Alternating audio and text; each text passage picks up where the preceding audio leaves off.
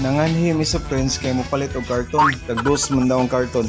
Mura gyud imong gianhi diri sa friends para mapalit og karton ba. Ayaw na lang palit og itlog, di amang ko itlog diri sa kabuok. Karon kay Bernie Santo man no, ang bawal ang karne. Nanagat na mi ganiha, nakakuha mi og tuna.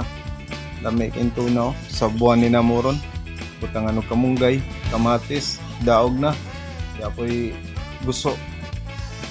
Kani siya lami po ni paksiwon, palit mi og kuan 2 ka kilo among paksiwon. Lami asa pusito, lami po ni adobohon. Mahal lang ang gantang karon sa mani. Sa una 80 raman to, tapos karon 150 na. Ang pasangin lang na ni mahal na po ng gas. Namin dyan na negosyo ba.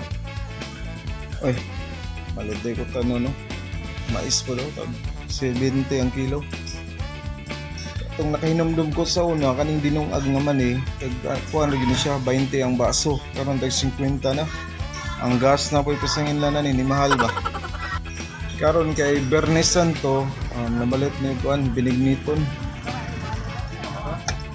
Pakyawan na lang natin ng sago, puro sago agad atong isagol sa binignit ba.